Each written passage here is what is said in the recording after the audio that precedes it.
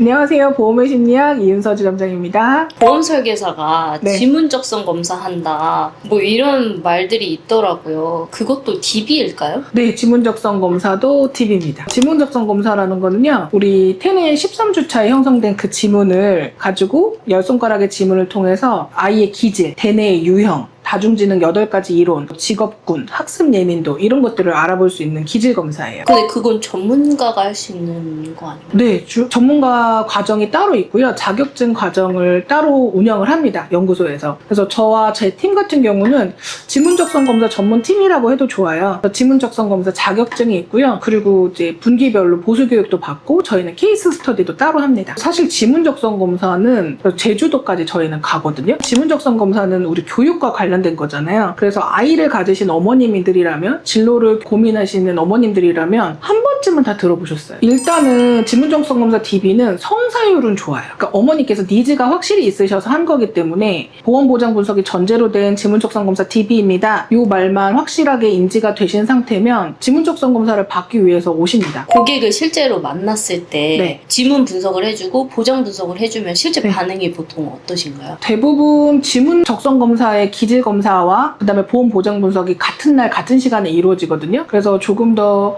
고객님과의 라포 형성을 위하거나 아니면 고객님이 원하셨던 건 사실 지문 적성 검사잖아요. 그거를 조금 더 정성스럽게 전문가스럽게 이제 해드림으로써 좀 마음의 문을 연 상태에서 보장 분석을 들으시기 때문에 훨씬 괜찮죠. 네, 마음의 장벽이 한 50% 내려간 상태에서 들으시죠. 대부분.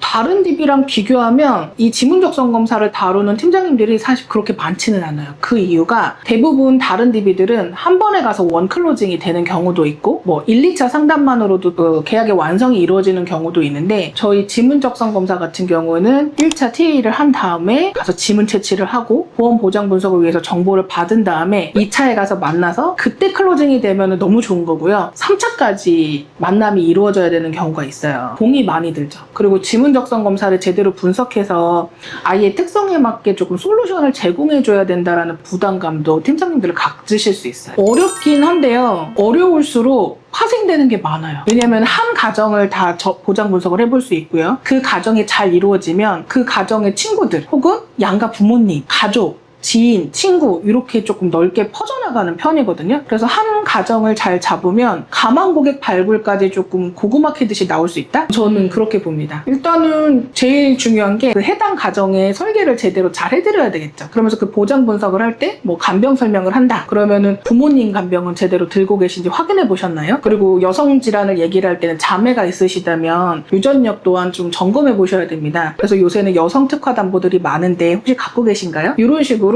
니즈 환기를 조금 가족들을 시키는 편이죠. 그래서 보장 분석을 할 때 특히 뭐 사망이라든지 간병 이런 거 같은 경우에는 내 것도 중요하지만 지금 가정의 나이에서는 내 부모님께 잘 되어 있는지를 꼭 여쭤보는 편이에요. 지문적성 DB라는 것 때문에 소개도 진짜 많이 나올 것 같아요. 소개 많이 나와요. 왜냐면 그냥 일반 설계사랑은 조금 다르게 보세요. 그래서 선생님 이 말이 나오면 그래도 이분이 저를 지문적성 검사 평가사로서 신뢰를 하시는구나 어머니께서 그런 것들을 할 수 있죠. 그 분석 결과에 따라서 보험 설계는 또 어떻게 진행을 하시는 편이신가요? 가장의 담보가 제대로 되어 있는지 우리 가정이 이루어졌다는 거는 혹시 모를 재난에 대비했을 때 남겨질 가족들이 생기는 거잖아요. 소중한 내 가족을 지킬 수 있어야 되니까 사망보험, 사망종신, 연금 자녀들한테 누가 되지 않게 나의 노후를 잘 책임져야 되잖아요. 그리고 또 하나는 아이를 키울 때 내 보험이 태아보험에만 머물러 있는지 태아보험을 거쳐서 우리 아이가 고등학교까지 갈 동안 학령기 보장을 잘 받을 수 있는 보험으로 가입되어 있는지 그 체크는 해봐야죠. 그리고 아이 보험에 비정상적으로 많이 치중이 되어 있다면 그건 반드시 조금 손을 대야 돼요. 부모에게 무슨 일이 생겼을 때 아이는 부모를 돌볼 수 없어요. 근데 아이한테 무슨 일이 생기지도 않을 거지만 아이한테 재난 상황이 닥쳤을 때는 우리 부모님들은 그 어떤 초능력을 발휘해서라도 해결하실걸요. 그렇기 때문에 부모의 부장이 중요합니다. 지문적성 검사로 나오는 결과가 좀 쉽게 생각하면 어떤 걸까요? 지문의 여러 가지 형질 유형을요 30여 가지의 문양으로 카테고리화해서 통계한 거예요. 일단은 감성형, 조합형, 완벽 지도자형, 도전형, 성취지향형 이런 것들이 믹스돼서 나오기도 하고요. 뭐 자유주의자형 이렇게 하나만 나오기도 하고, 원칙주의자형 이렇게 규칙을 잘 지키는 아이, 아니면 조합 지도자형 규칙을 잘 지키면서 완벽한 지도자형, 이런 아이들의 다양한 형질이 있어요. 이렇게 자녀를 하면 그 자녀를 돌보는 주 양육자도 함께 검사를 하시면 굉장히 좋거든요. 대부분 이제 우리들은 성인이기 때문에 내가 어떤 사람이지,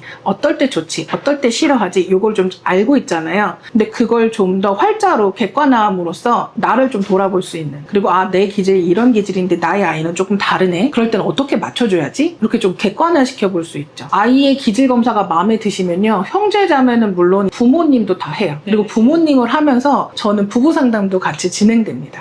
그래서 지문적성 검사가 아이들만 국한되는 건 아니에요. 사실 결혼을 앞둔 예비 신부, 직장 내에서 코어하기 중요한 직장 동료들, 그리고 뭐 면접을 볼 때도 저는 사용할 수 있다고 생각하거든요. 저희 팀원들은 다 찍었어요. 부모님 기질상 이제 완벽하고 꼼꼼하시다, 이제 고객님이 갖고 계시는 장단점을 설명하시면서, 그래서 아마 담보도 꼼꼼하게 잘 살피셨을 거라 생각한다, 그래서 제안들도 마음에 드시는지 잘 저랑 절충해 보실 수 있겠다, 이런 식으로 보험 상담을 조금 더 여유롭게 풀어나갈 수 있어요. 훨씬 더 마음을 열고 들으시죠. 지문적성 검사 DB를 주로 많이 사용하고 계시잖아요. 보험 설계사들한테 권장한다면 어떤 말을 하고 싶으세요? 여자 팀장님들한테 되게 안전한 DB, 아이와 엄마를 만나는 거잖아요. 가장 안전한 대상들이에요. 사실 저희 팀장님들 다른 이제 퍼미션 DB라든지 실버 DB 나갈 때는 좀 걱정되거든요. 그래서 뭐 집으로 가지 말고 가능한 카페에서 만나라, 그래서 카페에 들어갔다 나왔다 중간 보고를 좀 해줘라, 집으로는 절대 가면 안 된다, 만약에 집으로 갈 때는 핸드폰을 켜놓고 가라, 이렇게 좀 얘기를 할 때가 있어요. 지문 같은 경우는 아이와 엄마를 만나는 거기 때문에 비교적 제가 안심을 할 수 있죠. 그리고 교육에 관심이 있으신 분들이 만나는 거기 때문에 훨씬 더 대화를 하거나 말을 할 때 안정감이 있죠, 아무래도. 그리고 남자 팀장님들 같은 경우에는 조카 바라기처럼 멋있고 다정한 이미지를 주면서 전문가의 포스를 느끼게, 그래서 어머님들에게 또 다른 어필과 전문성을 부각시킬 수 있고요. 또 가정이 있는 그 팀장님들은 아빠잖아요. 그래서 누구보다도 아빠들이랑 공감을 잘하고 엄마의 고충을 헤아려 주면서 적극적인 솔루션과 대안을 잘 제시하실 수 있거든요. 그래서 그것 또한 남자 팀장님들이 또 접근할 수 있는 매력이라고 볼 수 있죠. 저희는 다양한 DB를 사용하고 있긴 하지만 저희 팀 같은 경우는 지문적성 검사를 주로 하거든요. 그래서 지문적성 검사가 과정도 절차도 조금 복잡하기는 하나 확실하게 시작해서 확실하게 끝맺음을 하면 가망 고객 발굴까지 저는 더없이 훌륭한 과정이라고 생각을 하거든요. 여러분들도 도전해보시면 좋겠습니다.